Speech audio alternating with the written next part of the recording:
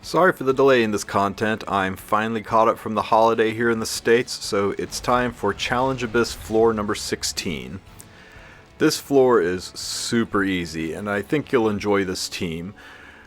Though I did use Belian on this team, I'll have a second team right after this one that doesn't use her, just to give you an option. First, the basics. You need to have at least 3 light units on the team, and you need to defeat Arby without triggering Outrage. Outrage happens when Arby takes a turn when you have 20 or more souls. Other than that, it's just burst him down. Some other points about this fight. Arby has one threshold. At 50% health, he activates Awaken Pure Darkness, and that attack CR pushbacks your whole team by 30 to 60% randomly, and it changes the adds from the crystals to Anghraf Shades. Arby's S3 has a 75% chance to blind and 30% defense penetration. His S1 attack hits 2 people with a 20% CR pushback while also 20% pushing up a random add. His passive Soul Collect acts so that whenever he takes a turn and you have 10 or more souls, he can dispel 1 buff from everybody on your team, which is annoying but not a huge deal. And it lowers his skill cooldowns by 1, which is also annoying, but not a huge deal, though it does get him closer to doing his ultimate again. He then dispels any buff blocks that he might have on him, gives himself attack buff, and goes again, but this time this attack will ignore ER, which if it's his ultimate can be really annoying because it'll stack a ton of debuffs on you. So you want to make sure you have a good cleanser on your team. Now, if you have 5 or more souls at any point in time during the fight, then Arby gets a 12% CR push every time you take a turn, so he's constantly CR pushing himself. And finally, damage that's based on the target's HP is cut in half, so Daydream Joker works, but only at half power. That's true for all of the new Abyss floors. Now, the stupid crystals can give him a buff, which is only really annoying when it's a barrier, because that slows things down. They can also heal the enemy with the lowest health a little, which isn't that big of a deal. But the most annoying thing those crystals do is they have a chance to give you 2 souls. Oh yeah, and they can't be killed, so don't even try. If you kill them, they just get stunned for a round and then come back at full health. Now at the 50% threshold, once they transform into Shades, they can be killed, but that's certainly not required. And they also inflict burns when they attack, which can stack up on some damage.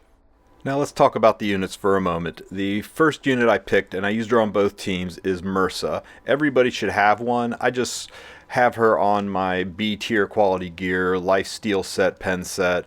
She's still on Violet's Talisman. I use her rarely in RTA, but it's a pretty accessible build. Again, she only needs 85% effectiveness because you're hitting a dark unit. You want Myrsa because her Soulburn S3 is a 10 soul skill. Now, Belian is the key to making this super simple. If you don't have Belian, the next fight I use Watcher Shuri, and it takes a little bit of luck, but once you nail it, it's fast. Camilla is my other pick. The reason for Camilla is her Soulburn is on her S1. It takes 10 souls to use, and it's a defense break, and she dual attacks, and she gives attack buff. She's perfect for this fight. And you want a powerhouse healer, somebody who also cleanses. You don't get much better than Acades, although Acades does generate a ton of souls. Her S3, if you soulburn it, is a 10 soul soulburn. Part of the key to this fight is being able to dump souls with pretty much every unit. And having a S1 soulburn on Belian and an S1 soulburn on Camilla makes that really easy. And the Acades and Myrsa S3 soulburns also help out a lot. Everyone. Now, I don't really have anything to do at the start of the fight, so I just S2 myself out of habit. I guess I could have S1 for an attack break. I'm saving Myrsa's S3 because I don't have souls dumped yet. What is it you desire? And Belian's up. I'll use Belian's S3 in an attempt to provoke some of the crystals, just to make life a little bit easier. I don't want them giving Arby barriers. Stay calm and think rationally. I'll S2 to put an attack buff on myself and Myrsa. And now I'm ready to soulburn my S1 to dump those 10 souls. And I got the defense break, and as you can see, the combo of burning Camilla and Myrsa together does a lot of damage, and Myrsa's S3 does a ton of damage. Round and round.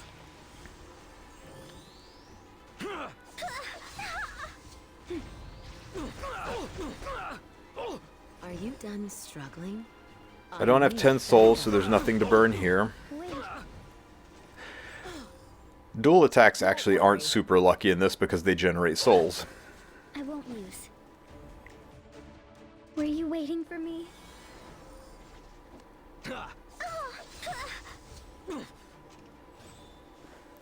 Now you can see, even though I've been burning, I'm dangerously high on souls, but because I have that 10 soul burn, it lets me bleed those souls out very quickly. Now I'm going to save Merce's S3 because I like soul burning that S3 for the super damage.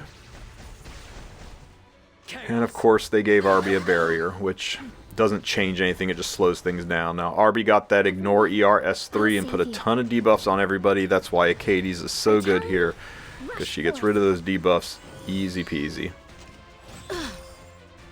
Stay calm and think rationally. Now, I've got to burn this even though there's no dual attack. I've got to dump the souls. The stupid crystals gave him a immortality or immunity buff, so no defense break. For the goddess. The first time I ran this, it was a lot cleaner. I didn't get barriers and immunity non-stop from the crystals, but it's still going smoothly enough. Burning Belian just to get rid of the souls. The double hit damage is also nice. And stuck a bunch of blind debuffs. The blinds help out a lot with weathering the storm of the damage. Merce's S3, or sorry, Merce's S1 also has a slow debuff on it, which is really nice. Stay calm and think rationally. Again, I don't have any souls, so I'm saving Merce's S3. Everyone, I'll save you. I do have a lot of souls here, so I'm going to burn Acades S3 just to get rid of them.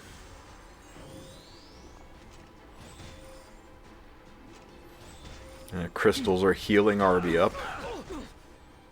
Don't worry. It's a real minor heal though, so don't fret it too much.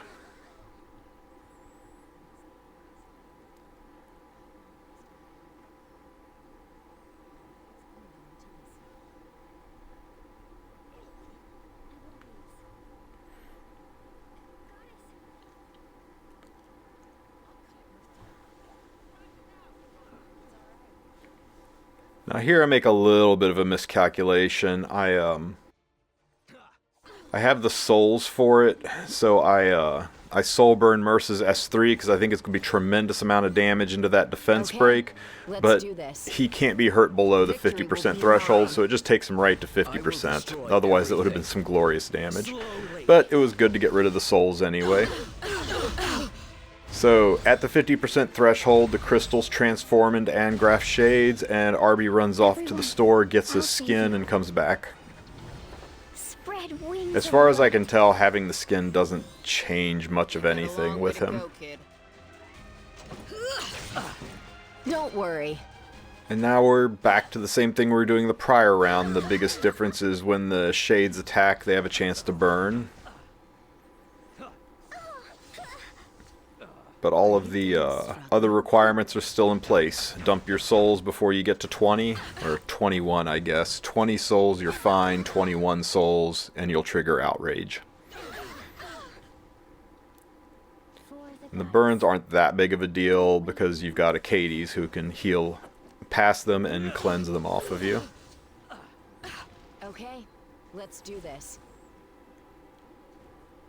This is what the desert Burning to get rid of the souls. That frees me up to use the S2 on Camilla to put attack buff back on Merca so I can start doing more damage.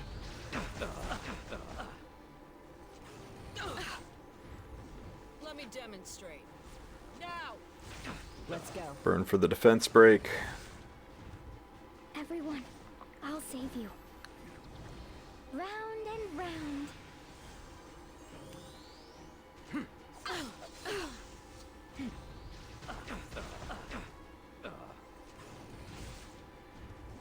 Don't worry. And watch this damage. Bam! Must I keep fighting? Stay calm and think rationally. An opening. And that's how you do this floor. It's that simple. Now, if you don't have Belian, an alternate would be Watcher Shuri. Now for the Watcher Shuri team, I ran the exact same builds, and this was the Watcher Shuri build. I put him on Daydream Joker and gave him his S3 EE that decreased the cooldown of this skill so that I could potentially use it more than once. Other than that, it's my standard one-shot hunt Watcher Shuri. I put the best rage set gear I could have on him, highest attack possible. You don't have to hit these stats, just make him as strong as you can. His goal is to nuke the boss down enough so that Mersa can basically solo the rest. I'll skip ahead just a little bit because it's the same fight, but the magic combo you're looking for here is have his S1 put target on Arby, and once you've got target on him, you soul burn his S3 and do an insane amount of damage in one hit. After that, Mersa takes him below the 50% threshold pretty quickly, and with the defense break from Camilla combined with the target debuff off of Watcher Shuri, you blast him down pretty quickly. Now there's a solid chance that Watcher might die from all of this, but if he does, that's okay. Mersa and Camilla and Achades can three-man this fight. But it's over pretty fast. So this team I ran like maybe 3 times before I got the lucky combo of the target debuff and soul burning Watcher Shuri's S3, but once it was up, it was a clean clear, and this was my first clear.